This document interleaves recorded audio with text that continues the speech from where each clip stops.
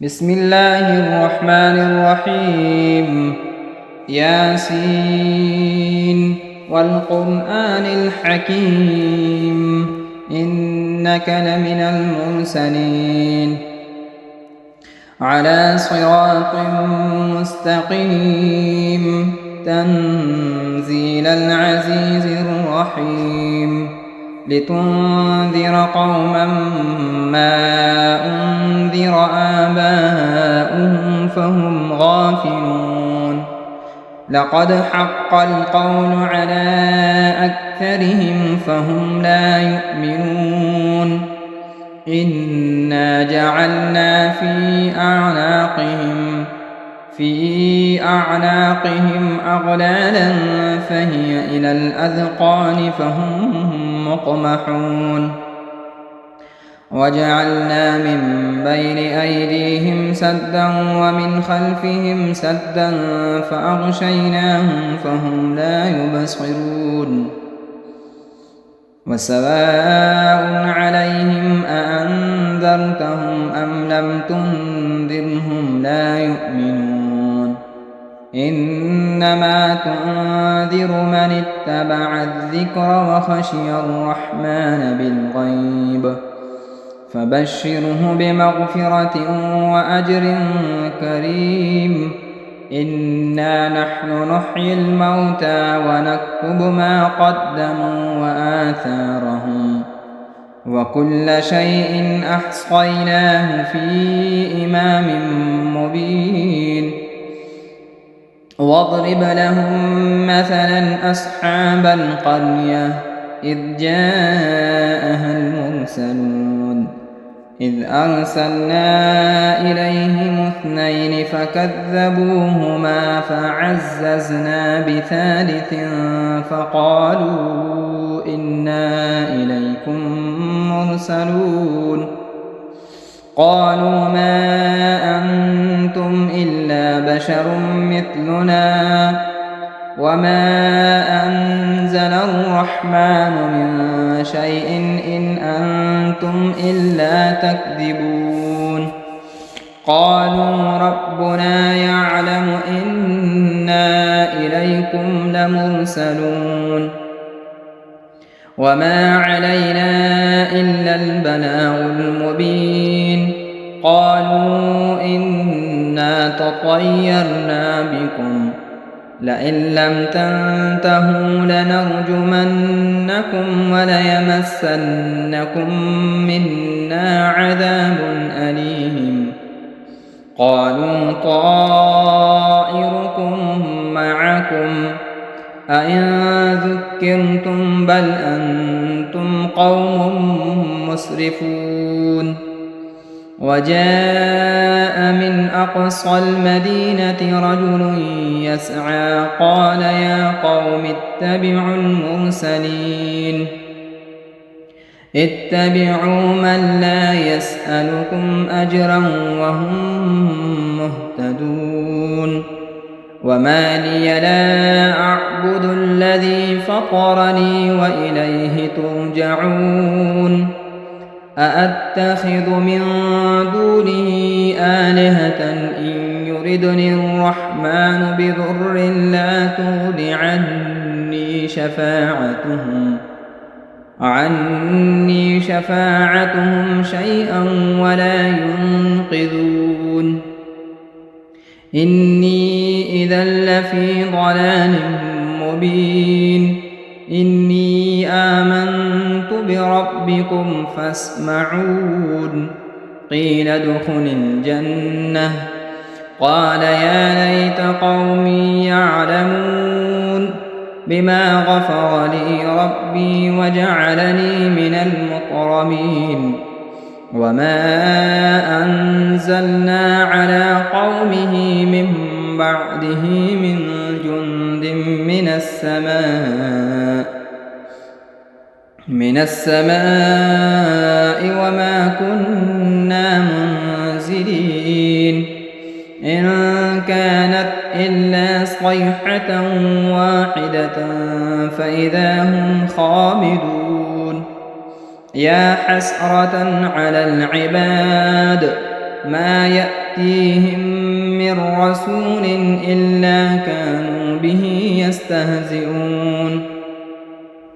ألم يروا كم أهلكنا قبلهم من القرون أنهم إليهم لا يرجعون وإن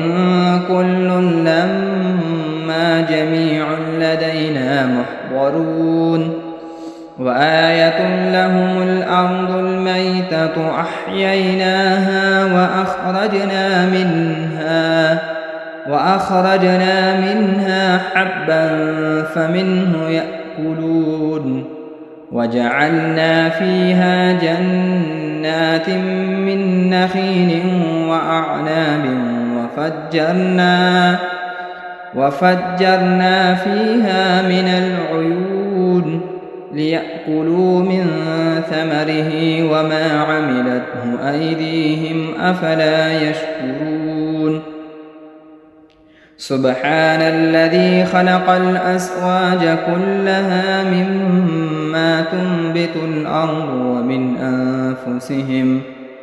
ومن أنفسهم ومما لا يعلمون وآية لهم الليل نسلخ منه النهار فإذا هم مظلمون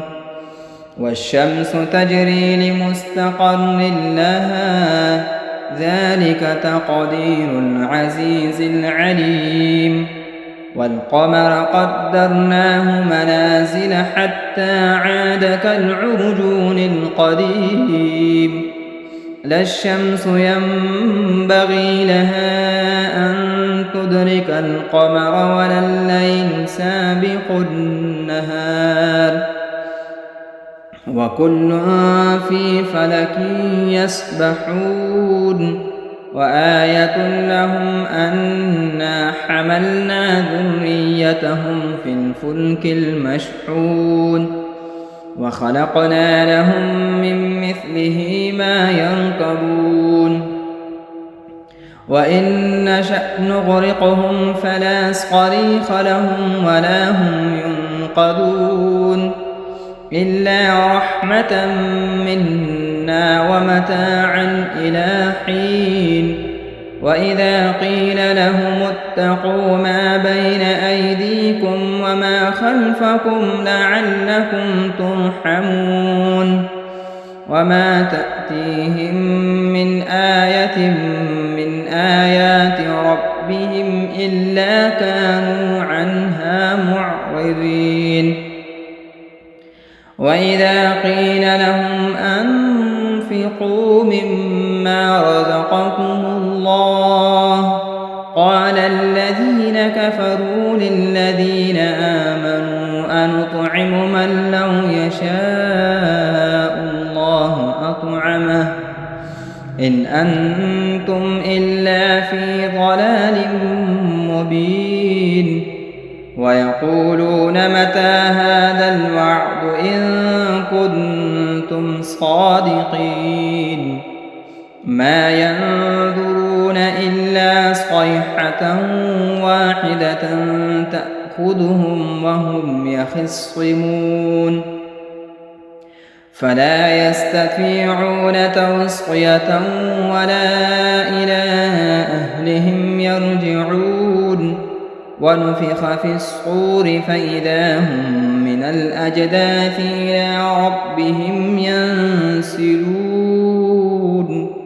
قالوا يا ويلنا من بعثنا من مرقدنا هذا ما وعد الرحمن وصدق المرسلون إن كانت إلا صيحة واحدة فإذا هم جميع لدينا محضرون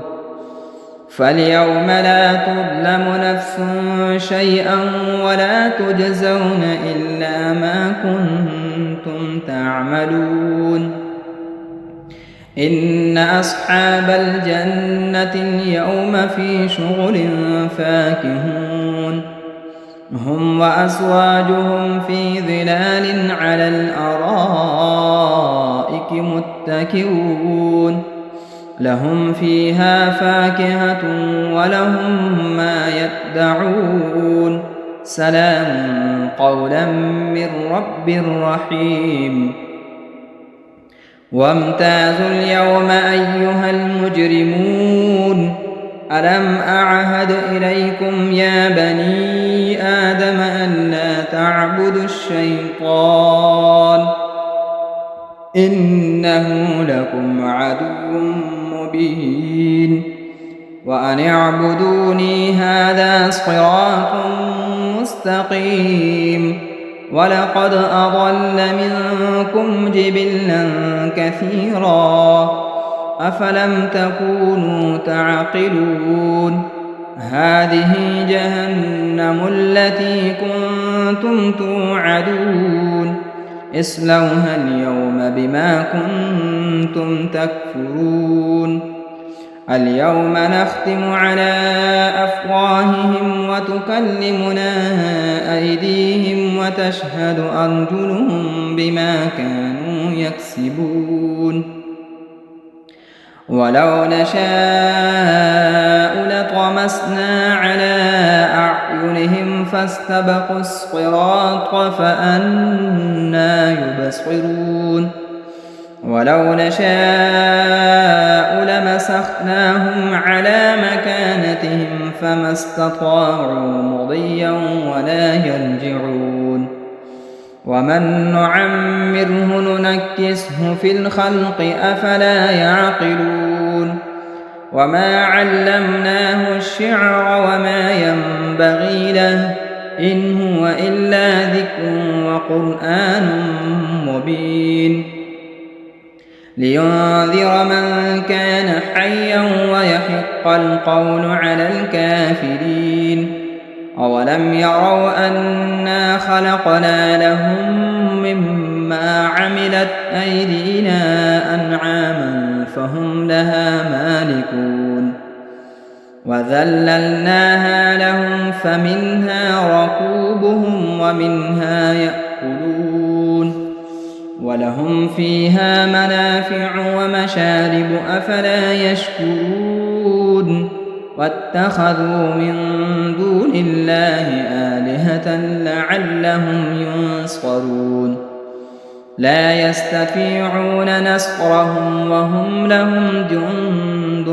محضرون فلا يحزنك قولهم إنا نعلم ما يسرون وما يعلنون أولم ير الإنسان أنا خلقناه من نطفة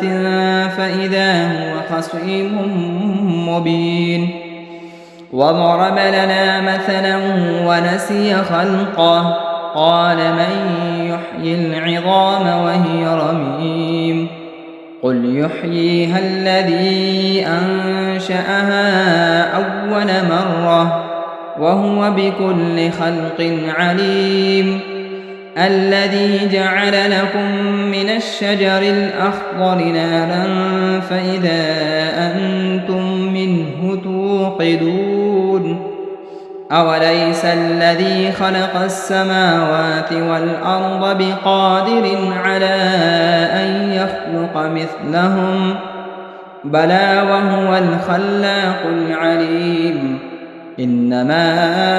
أمره إذا أراد شيئا أن يقول له كن فيكون فسبحان الذي بيده ملكوت كل شيء وإليه ترجعون بسم الله الرحمن الرحيم الرحمن علم القرآن خلق الإنسان علمه البيان الشمس والقمر بحسبان والنجم والشجر يسجدان والسماء رفعها ووضع الميزان ألا تطغوا في الميزان وأقيموا الوزن بالقسط ولا تخسروا الميزان والأرض وضعها للأنام فيها فاكهة والنخل ذات الأكمام والحب ذو العصف والريحان فبأي آلاء ربكما تكذبان خلق الإنسان من صلصال كالفخار وخلق الجان من مارج من نار فبأي آلاء ربكما تكذبان رب المشرقين ورب المغربين فبأي آلاء ربكما تكذبان مرج البحرين يلتقيان بينهما برزخ لا يبغيان فبأي آلاء ربكما تكذبان يخرج منهما اللؤلؤ والمرجان فبأي آلاء ربكما تكذبان وله الجوار المنشآت في البحر كالأعلام فبأي آلاء ربكما تكذبان كل من عليها فان ويبقى وجه ربك ذو الجلال والإكرام فبأي آلاء ربكما تكذبان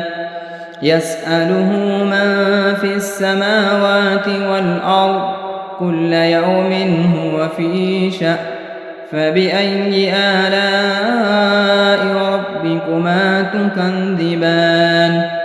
سنفرغ لكم أيها الثقلان فبأي آلاء ربكما تكذبان يا معشر الجن والإنس إن استطعتم أن تنفذوا من أقطار السماوات والأرض فانفذوا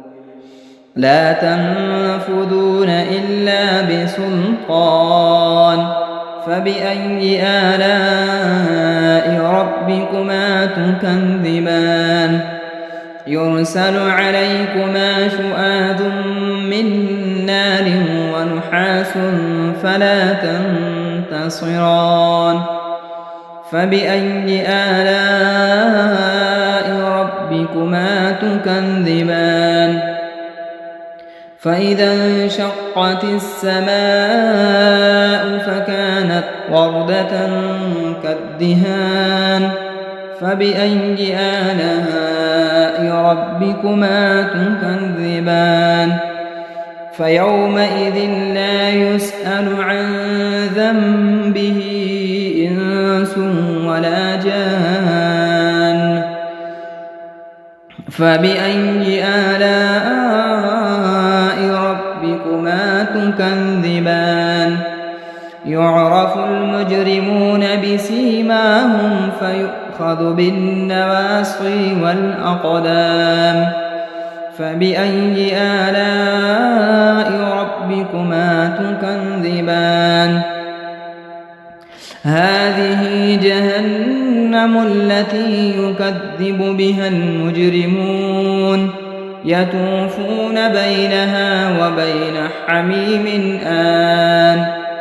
فبأي آلاء ربكما تكذبان ولمن خاف مقام ربه جنتان فبأي آلاء ربكما تكذبان ذواتا أفنان فبأي آلاء ربكما تكذبان فيهما عينان تجريان فبأي آلاء ربكما تكذبان فيهما من كل فاكهة زوجان فبأي آلاء ربكما تكذبان متكئين على فرش بطائنها من استبرق وجنى الجنتين دان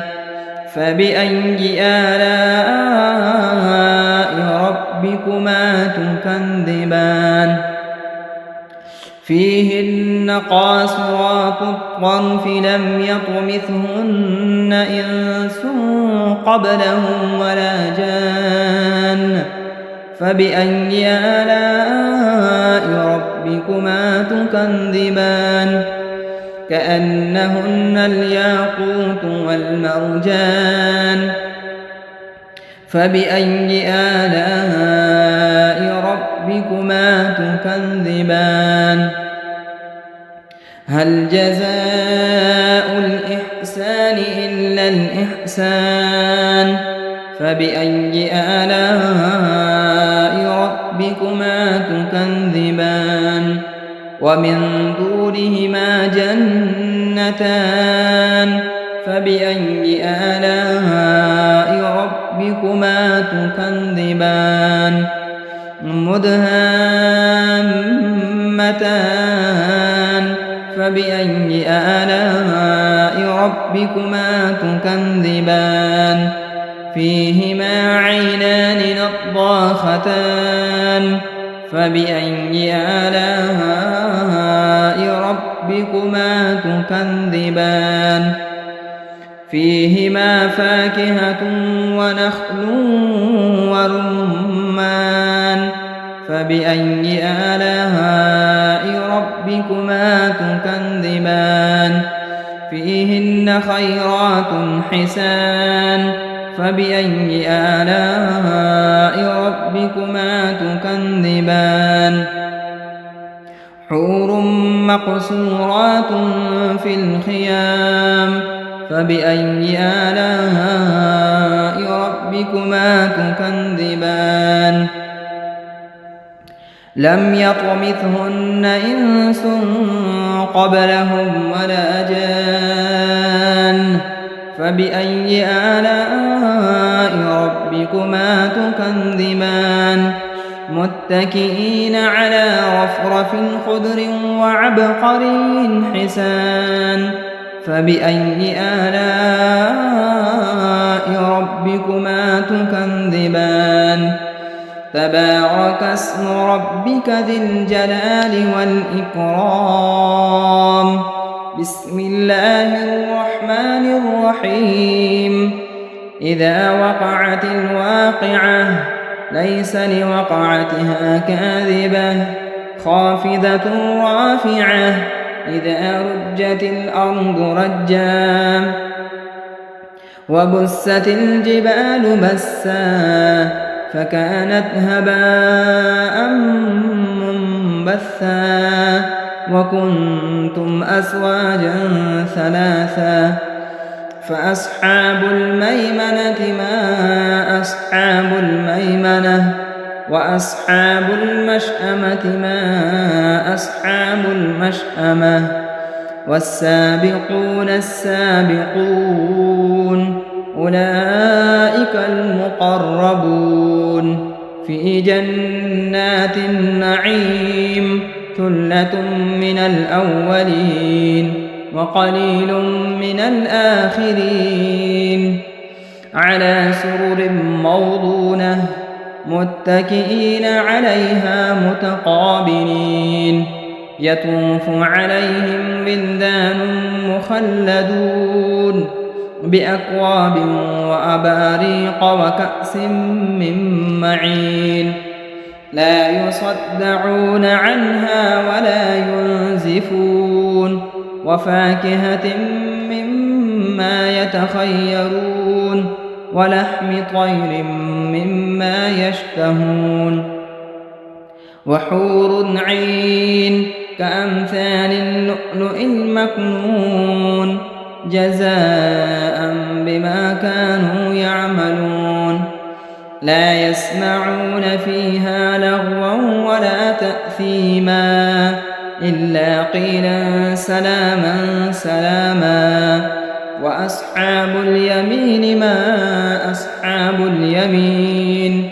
في سدر مخضود وطلح منضود وظل ممدود وماء مسكوب وفاكهة كثيرة لا مقطوعة ولا ممنوعة وفرش مرفوعة إنا أنشأناهن إنشاء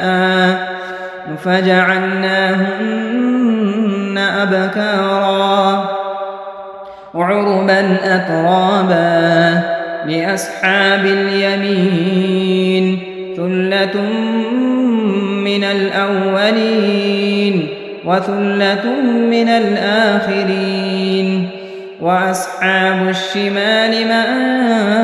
أصحاب الشمال في سموم وحميم وظل من يحموم لا بارد ولا كريم إنهم كانوا قبل ذلك مترفين وكانوا يصرون على الحنث العظيم وكانوا يقولون أئذا متنا وكنا ترابا وعظاما أئنا لمبعوثون أو آباؤنا الأولون قل إن الأولين والآخرين لمجموعون إلى ميقات يوم معلوم ثم إنكم أيها الضالون المكذبون لآكلون من شجر من زقوم فمالئون منها البطون فشاربون عليه من الحميم فشاربون شرب الهيم هذا نزلهم يوم الدين نحن خلقناكم فلولا تصدقون أفرأيتم ما تمنون أأنتم تخلقونه أم نحن الخالقون نحن قدرنا بينكم الموت وما نحن بمسبوقين على أن نبدل أمثالكم وننشئكم فيما لا تعلمون ولقد علمتم النشأة الأولى فلولا تذكرون أفرأيتم ما تحرثون أأنتم تزرعونه أم نحن الزارعون لو نشاء لجعلناه حطاما فظلتم تفكهون إنا لمغرمون بل نحن محرومون أفرأيتم الماء الذي تشربون أأنتم أنزلتموه من المزن أم نحن المنزلون لو نشاء جعلناه أجاجا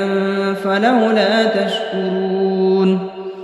أفرأيتم النار التي تورون أأنتم أنشأتم شجرتها أم نحن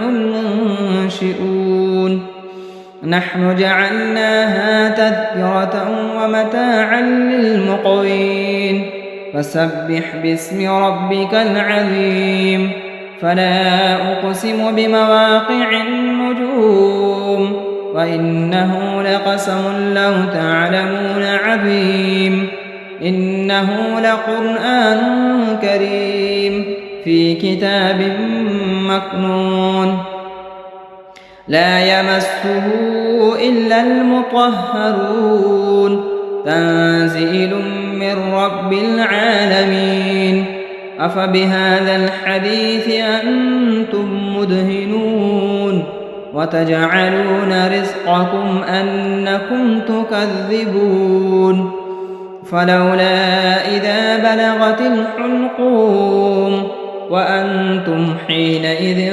تنظرون ونحن أقرب إليه منكم ولكن لا تبصرون فلولا إن كنتم غير مدينين ترجعونها إن كنتم صادقين فأما إن كان من المقربين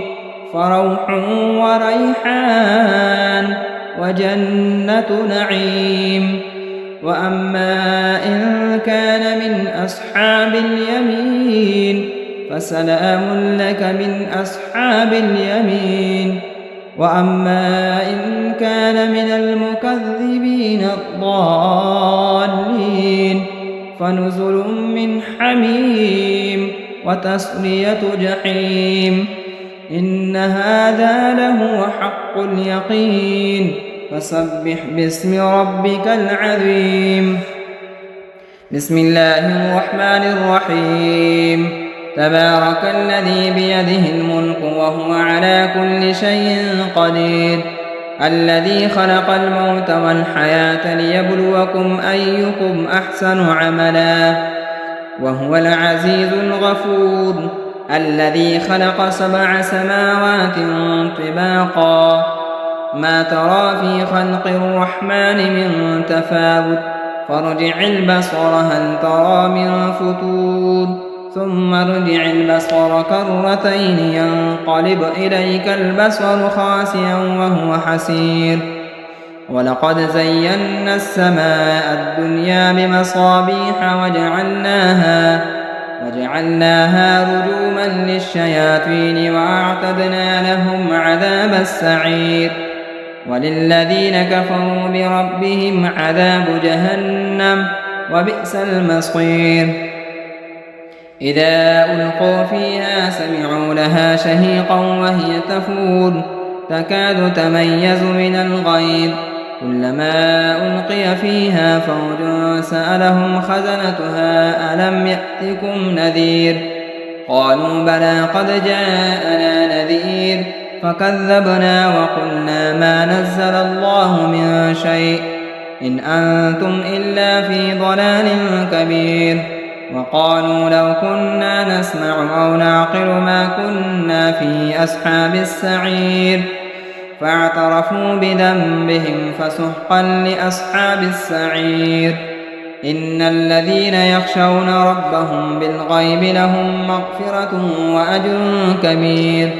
وأسروا قولكم أو اجهروا به إنه عليم بذات الصدور ألا يعلم من خلق وهو اللطيف الخبير هو الذي جعل لكم الأرض ذلولا فامشوا في مناكبها وكلوا من رزقه وإليه النشور أأمنتم من في السماء أن يخسف بكم الأرض فإذا هي تمور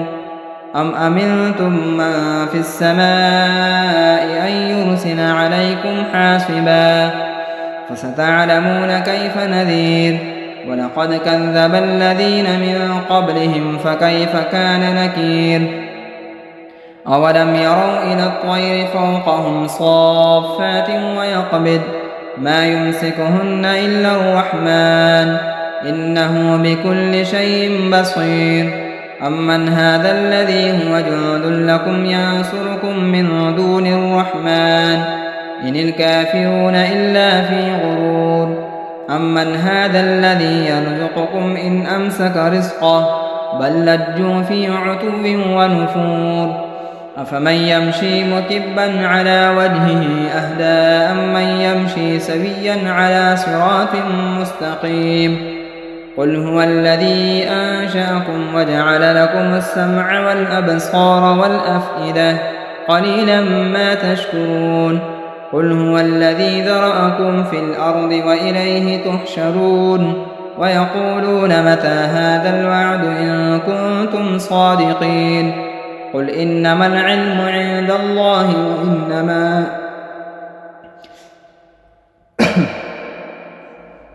وإنما أنا نذير مبين